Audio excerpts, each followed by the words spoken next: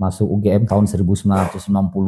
Pertama kali saya merasakan menjadi sebagai komandan pasukan yang kita kenal dengan karakternya yang sangat keras untuk merubah budaya hidup Jogja yang dikatakan unggah-ungguh. Saya kan seorang dari alumni filsafat. Saya masuk ke sana, wah suasananya kayak ya 40 km dari jalan, dari semacam ada rasa pembuangan lah, kita dibuang di situ kan. Jadi saya membayangkan ini ya akhirnya saya sampai ke titik nadir lah seperti itu, penyesalan kenapa ya seperti ini. Ada keinginan untuk ini ya semacam desersi gitu kan.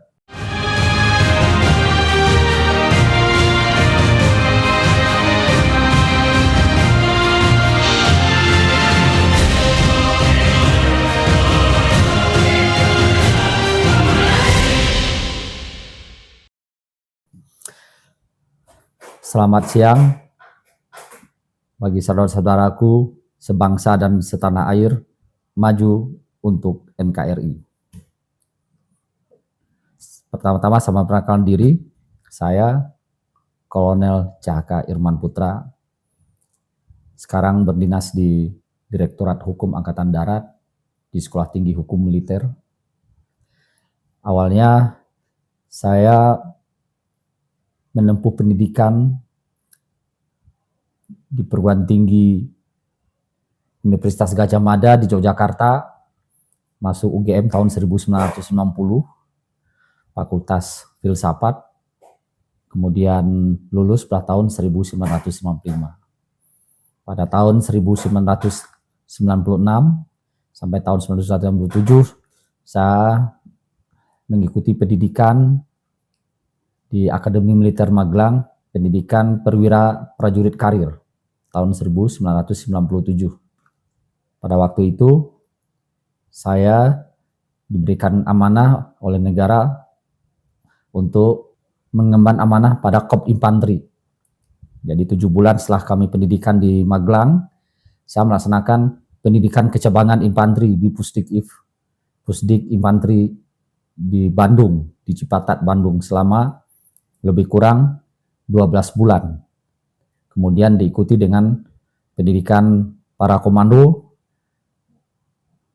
pendidikan terjun payung, pada terjun payung, yaitu para dasar di Pusdik Komando, Kopassus, kemudian lanjut pendidikan Combat Intel di Ciomas, Bogor, selama lebih kurang 1 bulan. Kemudian saya dipercaya untuk mendedikasikan diri saya untuk mengabdi pada Satuan Yonif Linut 431 Kostrat di bawah Brigade Infanteri Linut 3 pada waktu itu. Kemudian kotamanya adalah Kostrat, Komando Cadangan Strategis Angkatan Darat, pada tahun 1998. Itulah saya memulai melaksanakan penugasan di batalion sebagai komandan peloton batalion yang memimpin sekitar 37 orang personil. Ya, 3 regu, 1 regu terdiri daripada 10 orang prajurit, kemudian 7 orang terdiri dari kelompok komando. Nah, disinilah pertama kali saya merasakan menjadi sebagai komandan pasukan, memimpin 37 orang prajurit yang berbagai macam karakternya. Kebetulan kita waktu itu di Satuan Yonif Linut 431 Kostrat itu terdiri dari prajurit-prajurit berasal dari Sulawesi Selatan itu sendiri, yang kita kenal dengan karakternya yang sangat keras, kemudian militan, kemudian dari Papua, kemudian sebagian besar juga dari Maluku dan dari Sulawesi Utara. Jadi dengan karakter yang prajurit yang sangat keras dan militan itu mengharuskan saya untuk merubah budaya hidup Jogja yang dikatakan unggah-ungguh. Ya, dengan prajurit saya harus bisa bersikap sebagai komandan, kapan saatnya sebagai komandan, kapan saatnya sebagai pelatih, kapan saatnya kita sebagai guru, kapan saatnya kita sebagai orang tua dan kapan saatnya kita sebagai teman. Disitulah fungsi daripada komandan satuan tempur yang harus dilaksanakan. Saya sebenarnya masuk TNI ini memang udah ya sebagian cita-cita lah gitu ya. Waktu kuliah ya sebenarnya saya ingin jadi pengamat militer sebenarnya, jadi pemikir militer gitu kan. Nah, kemudian saya masuk di perwira karir, mimpi saya itu ya tidak di pasukan gitu. Mimpi saya pinginnya ya sebagai pengamat lah, pemikir lah, karena saya kan seorang dari alumni filsafat, jadi filsuf kan gitu. Filsuf militer lah, gaya-gayanya istilahnya seperti itu. Jadi waktu pendidikan di Magelang, kami disuruh ngisi angket, memang saya ngambilnya T3-nya Angkatan Darat, karena waktu itu saya melihat memang peran Angkatan Darat itu kan sangat penting ya, strategis. Nah, ternyata saya dapat ini Kop Infanteri. Ya kalau udah dapat Kop Infanteri, saya akhirnya berbanding ke haluan lagi. Wah, saya jangan tanggung-tanggung dong. Saya harus yang pasukan paling elit. Wah, pengennya di Kopassus dulu komando, tapi waktu itu tidak ada ini. Tidak ada, kami diberikan dari perwira karir yang angkatan Leting 1997 itu tidak ada kuota untuk komando. Hanya saya harus Kostrad, saya bilang. Pasukan yang elit kedua itu adalah Kostrad. Kostrad itu yang paling elit apa? Itu Yonif Linut, selalu satuan Yonif Linut. Nah, Yonif Linut itu yang paling elit satuan apa? Waktu itu yang saya tahu 328. Nah, waktu itu saya cita-citanya 328 di Cilodong gitu. Yonif Linut 328 Kostrad di Cilodong. Nah, udah pede saya bisa masuk di situ. Taunya mungkin ada dinamika yang lain, ya saya waktu keluar skep, saya ditempatkan di Yonif Linut 431 Kostrad, itu di Karyango. Itu Karyango, saya tidak pernah membayangkan bagaimana Karyango, ketika itu malam-malam hari, saya masuk ke sana, wah suasananya kayak ya 40 km dari jalan, dari Makassar, 10 sampai 15 km dari jalan poros. Itu suasananya ya kayak kampung sekali. Jadi saya berpikir saya udah kuliah di Jogja, kemudian pendidikan di Jawa, kemudian merasakan ya kok kita ini dan kembali lagi ke desa dan tempat yang terpencil gitu. Semacam ada rasa pembuangan lah, kita dibuang di situ kan.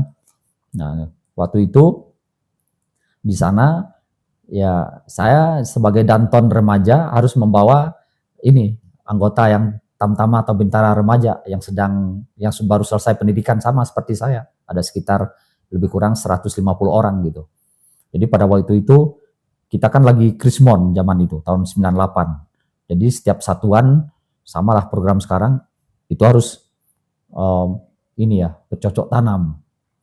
Bercocok tanam. Nah, karena Karyango itu lahannya sangat luas, maka waktu itu programnya adalah tanam cabai. Jadi pagi-pagi saya itu jam 5 habis subuh, habis olahraga bersama, senam bersama, kita kumpul pakai sepatu boot, bawa cangkol, udah sama-sama kita bergerak di kebun, nyangkol gitu. Jadi saya membayangkan ini ya akhirnya saya sampai ke titik nadir lah seperti itu, penyesalan kenapa ya seperti ini. Kita udah kuliah jauh-jauh di Jogja, ya di UGM lagi kan, ini kita disuruh jadi petani, nanam cabai, bawa cangkol tiap pagi. Jadi ada sedikit penyesalan lah. Tapi ya sempat ada keinginan untuk ini ya, semacam desersi gitu kan. Artinya menyesal lah, kita udah nggak usah lah, saya ini putus asa gitu kan, untuk melanjutkan karir di militer. Tapi itulah perjalanan waktu, saya tetap bertahan dengan ini ya, jalan menurut saya dari titik nadir saya coba lagi bangkit, saya merasa coba saya belajar mencintai pekerjaan saya di satuan yang baru, ya itu saya rasakan banyak sekali hikmahnya. Ternyata nggak lama, hanya 3 bulan, 2 bulan lah saya melaksanakan tugas itu di satuan. Ya itu tadi kita akhirnya tanpa ada penugasan, tanpa ada pratugas, ya langsung berangkat ke daerah penugasan. Karena bagi prajurit di sana, kalau penugasan itu ditunggu-tunggu, tugas operasi ya. ditunggu-tunggu, sangat ditunggu-tunggu, dan mereka sangat berharap bisa ikut penugasan karena suatu kebanggaan bisa ikut penugasan. Dan biasanya itu melalui seleksi dan melalui pratugas selama 6 bulan. Nah, saya perwira baru yang masuk baru 2 bulan, tiba-tiba langsung berangkat karena ada kejadian yang urgent sekali di Ambon. Jadi kalau udah masuk daerah tugas operasi ya kita ya maksudnya lebih agak luas ininya, pergaulannya, kegiatannya macam-macam gitu. Tidak monoton. Kalau di satuan tadi ya saya kalau tidak ada penugasan ya ini bercocok tanam aja dulu karena itu program jangka panjang sampai panen kan. Nah, itu pengalaman yang menurut saya ya sangat sangat berharga dalam saya berkarir di